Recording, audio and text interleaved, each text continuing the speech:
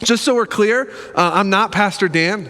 Pastor Dan did not eat a whole bunch over Christmas break. No, I'm Shane. I'm the student pastor here at Grace. And I'm excited because I get to speak with you guys today. And I just want to ask one question. Who's ready for 2021? Anybody ready for 2021? And as I was preparing for this, I kind of had this moment. At first, I was just like excited, like, yes, I get to speak with you guys. As I'm preparing, I had a moment where I was like, oh, thanks, Dan.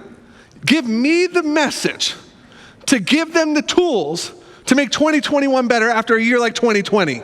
Way to give that one to me. The pressure of this message is intense because let's just admit it, 2020 was a rough year, right? I had a rough year in 2020. I think everybody had a rough year in 2020. And let me know, have you ever said the phrase, "This is my year"? Anybody ever said that? This is my year. No, just me? Okay, I'll preach to myself then. This is my year. This is the year I'm going to lose weight. I've been saying that for a lot of years. This is the year. This is the year I'm gonna drink a gallon of water a day, and that lasts for like one day. You carry this big old jug around of water. I love January 1 because you always see people carrying this big jug of water around. And then like by January 10th, they don't drink a cup of water a day. It's like this big old jug. Or maybe you've heard this phrase, this year is gonna be different. Anybody ever said that? This year's gonna be different. I'm gonna be different. Situation's gonna be different. And I think a lot of us have been saying this phrase, I cannot wait for 2020 to be over. Anybody said that one? Yeah, I can't wait for it to be over. But here's the thing. I had to contemplate this. I wanted to come up and just preach a message, about how great 2021 was going to be. But then I said, what if 2021's not different? What if it's not different? The only thing that changes from 2020 to 2021 is the number one. It's still dates on a calendar. It's still Monday through Sunday. There's still 24 hours in a day, and there's still 7 days in a week. It is still just a year. What if 2021 isn't the answer? What if a date change isn't the answer to our problems? The reason we get excited about the new year every year is because there's a new hope. There's a new hope for something new. There's this new, like a fresh start. A clean slate. Like me and my wife do this every year. Sometime between Christmas and New Year's, we'll sit down and we'll say, what are the 5 things we're going to focus on this year? What are we going to change? Like we could have been having this conversation all year, but we're like, now it's time to start. January is here, fresh start. There's a new hope, but here's the truth. The new hope doesn't lead to change unless we develop new habits. Unless we develop new habits, that new hope is not just going to change things magically. See, the heartbeat, I think, for this year in 2021 is we need to develop the habit of trusting God and following His will and responding to Him. Amen? We need to trust in God and respond to Him this year. When He calls us to things, are we going to choose to respond or continue to play on the sidelines? So I'm going to do a little something because a lot of people, when they make their New Year's resolutions, the thing they talk about is running more. I'm going to run. I'm going to get in shape. That's not one of mine. But I'm going to run more. So we're going to focus kind of an idea today, this idea of a track and field team, a running relay team. We're going to focus on 4 points because there's 4 people on a relay team. And just if you don't know what a relay team does, one of them runs and he holds a baton and he hands off the baton to the other person and that person runs. And then again and again, they finish the race together as a team. And we're going to be talking about 4 points, one representing each runner. And we're going to be looking through the book of Exodus chapter 14 today. We're going to be in Exodus 14 the whole sermon. So I'm not going to make you jump around. We're going to be in Exodus 14. We're going to dive through that. And we're going to be looking through the lens of the Israelites. Now, just to set the stage for this, the Israelites were just rescued from slavery out of Egypt. Moses has led them out of Egypt. After 400 years of slavery, they're finally free. This, for every single person leaving Egypt, they have never experienced freedom. Their past generations and generations have, but this group has never experienced freedom. They've always been a slave in Egypt, and for the first time they're free, and in Exodus 14, they find themselves at a spot where they're hiking through the desert and Pharaoh changes his mind. He made the decision to let them go. After the plagues hit Egypt and all this stuff happened, the angel of death passed through and all this stuff happened, he made the decision to let the Israelites go. And then he has buyer's remorse. He changes his mind and said, I'm going to go back after them. I want my slaves back. But in Exodus 14, we're going to start in verse 1. It says this, Then the Lord said to Moses, tell the Israelites to turn back and encamp near, okay, I'm going to attempt to say these town names. Dan, forgive me if they're not accurate. Pi-Haroth, between Migdol and the sea. They are to encamp by the sea directly opposite Baal-Zephon. Pharaoh will think the Israelites are wandering in a land of confusion, hemmed in by the desert. Focus on those words, wandering and confused. Anybody had any seasons in 2020 where you felt confused? Where you felt like you were just wandering through the desert? See, what God is saying here is our first point. It's time to get ready. It's time to get ready. Something's coming. If you know anything about running, when runners get down their stance, I'm not going to do it because my jeans are a little too tight, but they get down and they get down in position. They're at the starting line. They have to get ready. And at that moment, you ask any runner, they start to envision the run. They start to envision the takeoff. They start to envision where they're going. They remember the coaching and the training. God is calling the Israelites to get ready. Go to this place. Get ready. Get prepared. But here's the truth, is they have to choose to follow God's plan or not. They have to choose to follow God's plan. They have to evaluate who is in control. We have to evaluate the same thing. Who is in control of your life? I think as Christians, a lot of times we would rush to say, Jesus is in control of my life. But oftentimes our actions don't represent that. A lot of times we live our life that we are the masters of our own fate.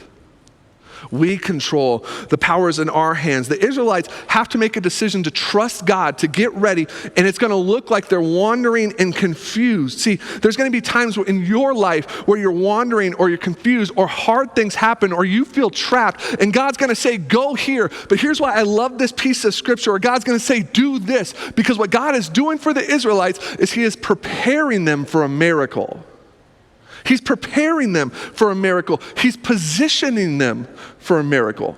Because if you know the rest of the story, we're going to read through it. But at the end of this, at some point, the seas part, the Israelites walk through, and the Egyptians follow after, and the seas close on them. If they weren't in this position at this time, wandering, confused, broken, lonely, listening to God, they wouldn't have been in position for the miracle.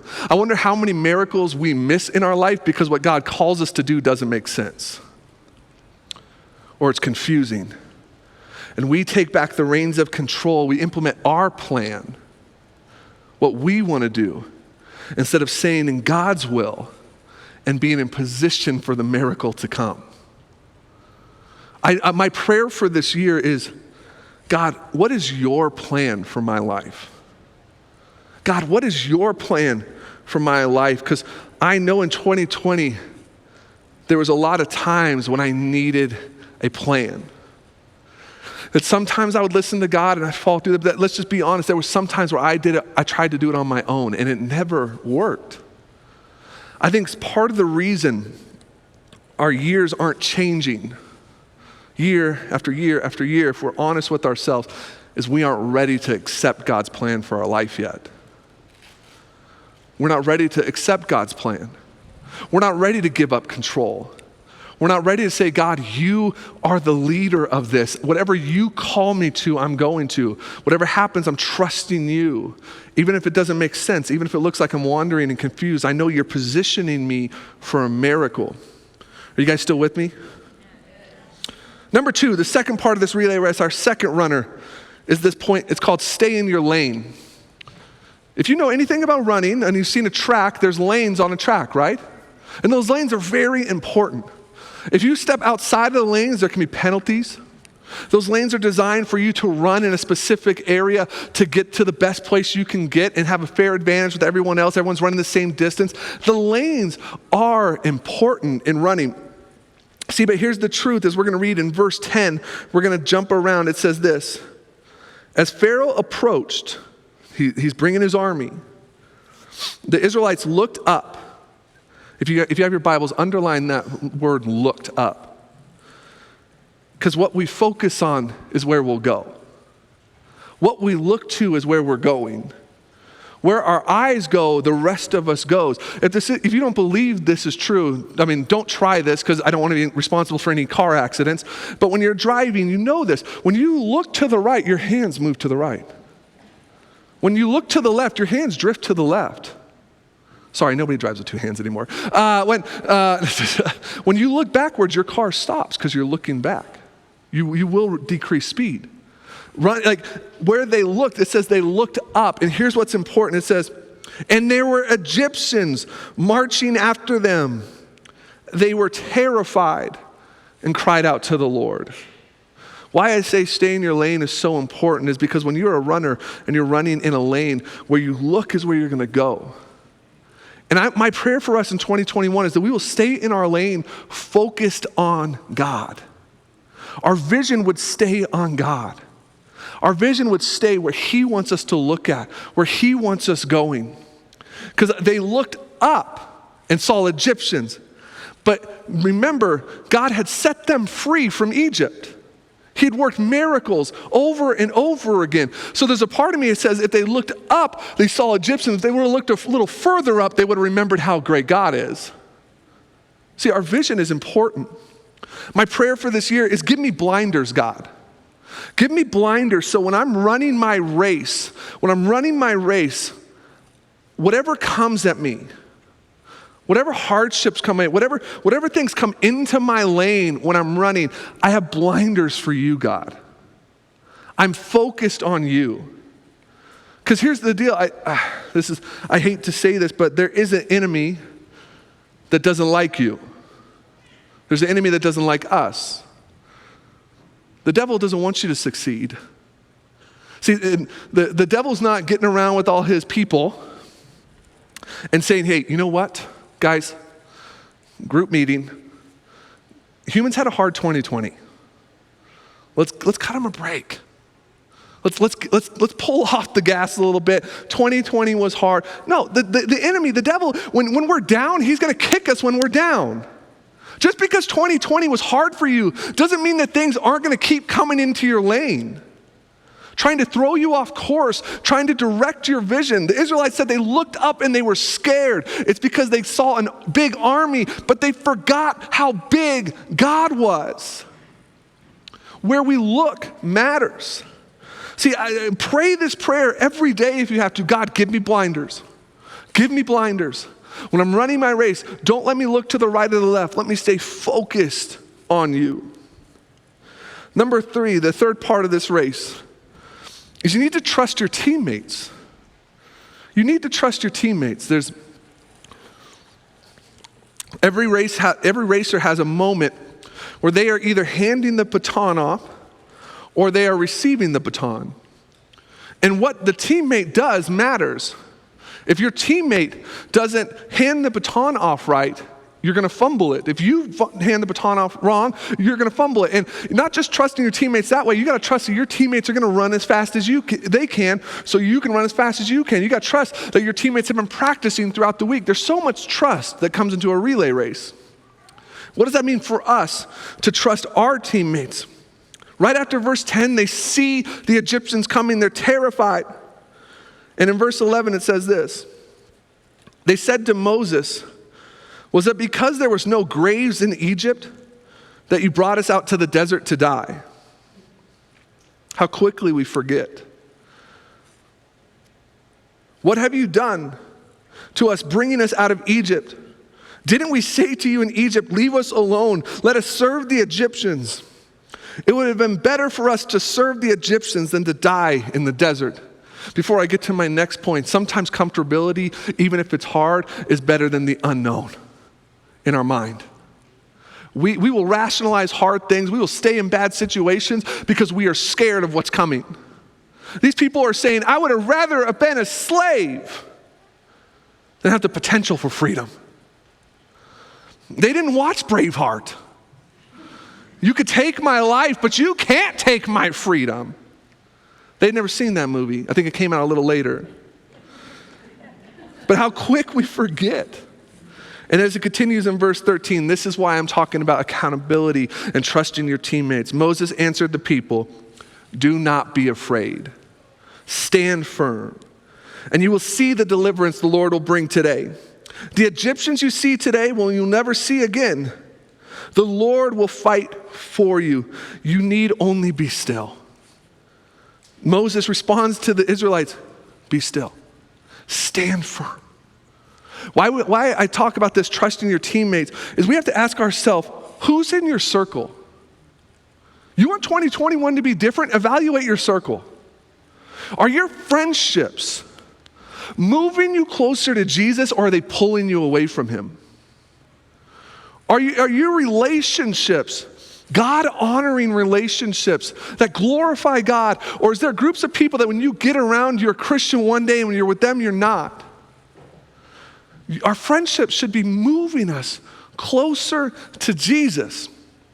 And another thing is, do you have a mentor like Moses is to the Israelites to say to you when times get hard, when things feel broken, when your life feels for a mess? Do you have a mentor, someone in your life that's going to speak wisdom to you and say, stand firm? Trust God. Trust what he's going to do. Do you have a mentor who's going to call things out in you that aren't right to make you a better person, to have the bold conversations to make you better? One of the things I love about Pastor Dan is he does this for me. I'll be honest, when I first started, Pastor Dan's the kind of person that he notices something. I'll do something, I'll say something, I'll act a certain way. And like normally it would be a conversation later down the line. I'll be in the middle of a conversation, Dan will say, "Hey Shane, come here. He'll pull me out to the side, and he'll just give me the business. He'll tell me, "Hey Shane, that's not what we believe at Grace Church. Hey Shane, you're gonna change. If you want to go somewhere better, you want to serve God better, you got to work on this area of your life." And at first, it was hard for me, right? Because if we're honest, most of us think we're like the greatest person in the world, right? Like we're cool. Yeah, I got it. And then this man just starts speaking truth to me. And then once I actually started to listen and my life started to improve, I realized that God was speaking through him. Do you have people in your life that are willing to have a hard conversation with you? To not just play pity party with you, not just always be your cheerleader. Because we know, let's be honest with ourselves, we are drawn to the people who just think we're the best thing ever, right? Like every time we're around, like, you are awesome. That's why I have interns, because they do that for me. No, it's just, but we're drawn to that. But if we want to be better, if we want to improve, we have to create an atmosphere for people to challenge us, for us to grow. We have to have people to look up to. We have to have a vision of where we want to go. One of mine that I have on my team is my dad. My dad's actually here with us today. Give him a shout out. He's the bald guy up front.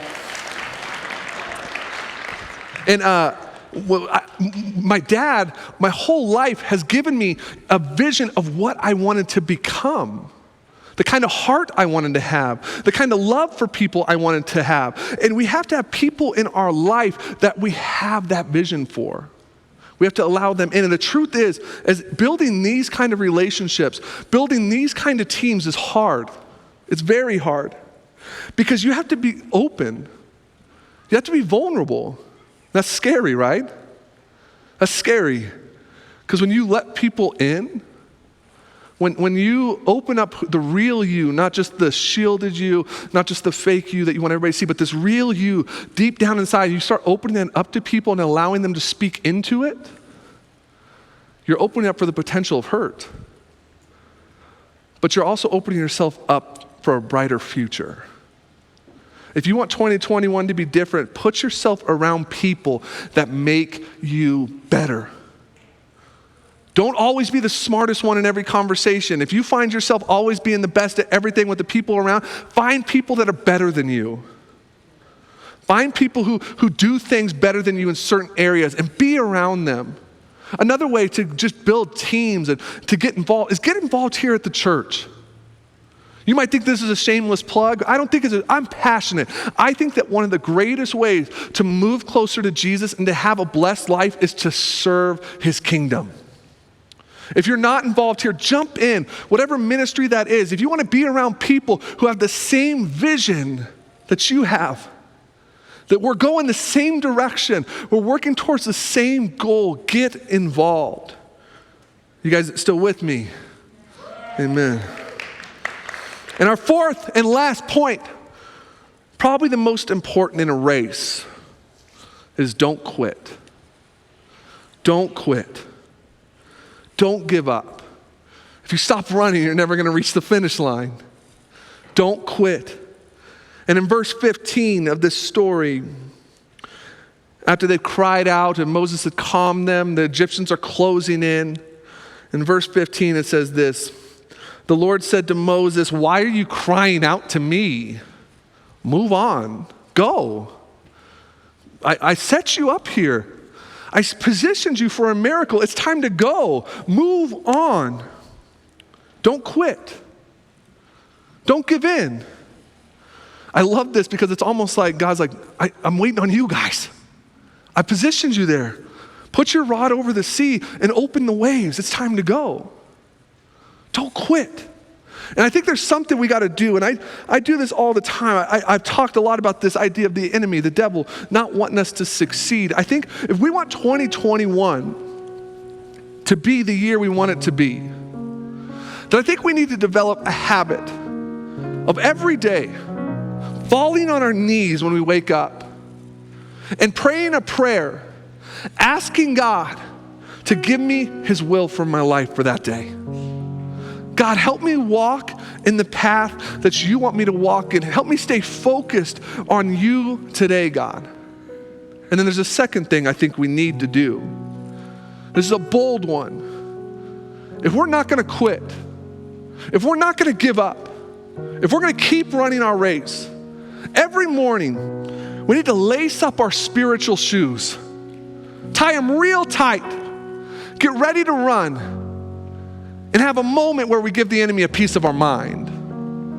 I'm not talking just like, no, if you gotta yell in your mirror at the enemy and tell him how it's gonna be, do it. Lace up your spiritual shoes and say, today I am running my race. I'm gonna stay in my lane. Enemy, you could throw whatever you want at me. You could come in my lane, you could push me off, you can throw hurt, you could throw pain, but I am gonna keep running. I'm not gonna quit. You could throw these things at me, but you're not gonna win in my family. You could throw these things at me, but you're not gonna win in my marriage. God, I'm gonna be the one that runs the race so my kids have something to look up to. They will never see their parent quit. They will never see their parent give in. Devil, you can come at me with all you got, but I am not gonna quit. Come on.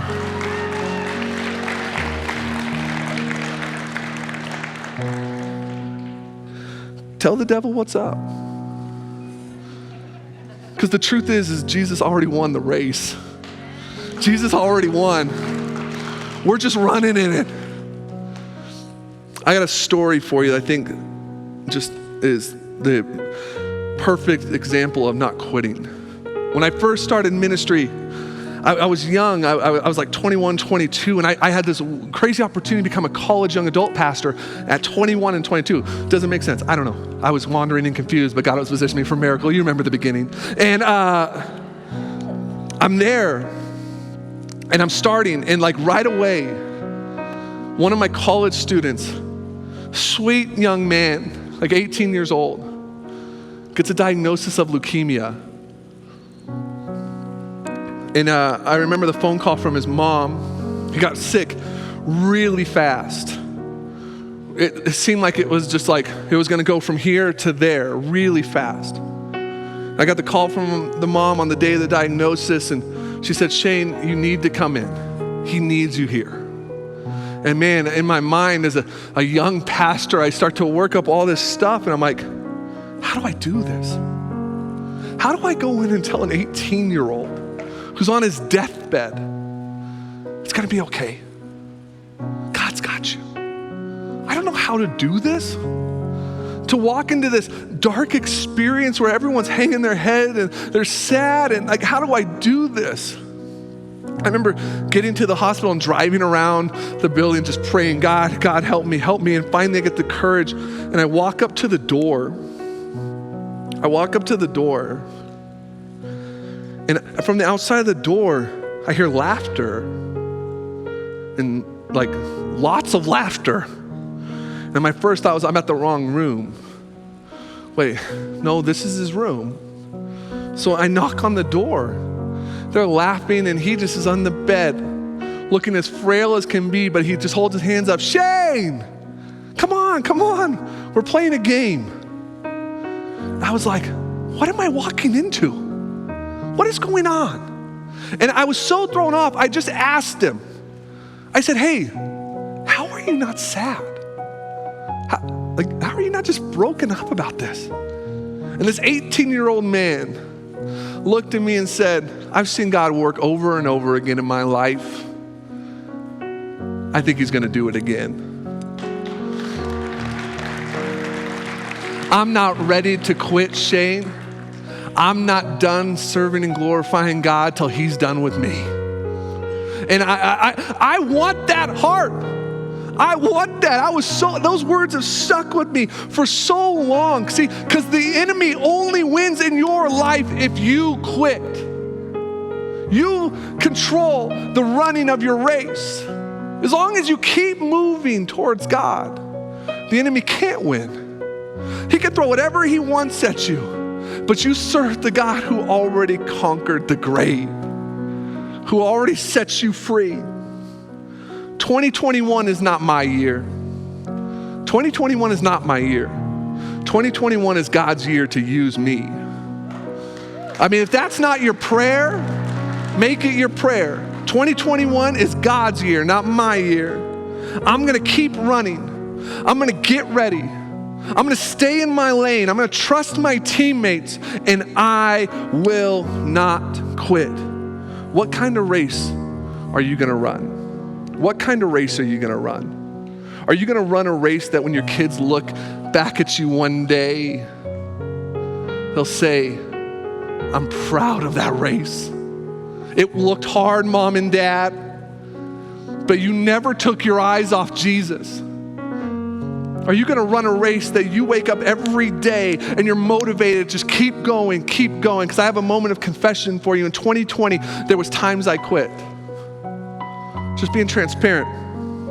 In 2020, there was moments where I gave up, and I found myself just sitting around broken and hurting and lonely, wondering. It took hard work to get back in the race and to keep running. My prayer is that in 2021, I won't quit again. I'm gonna wake up every day and run my race no matter what the devil throws at me. I hope you're with me in that. Let's pray. Father God, let us be a group of people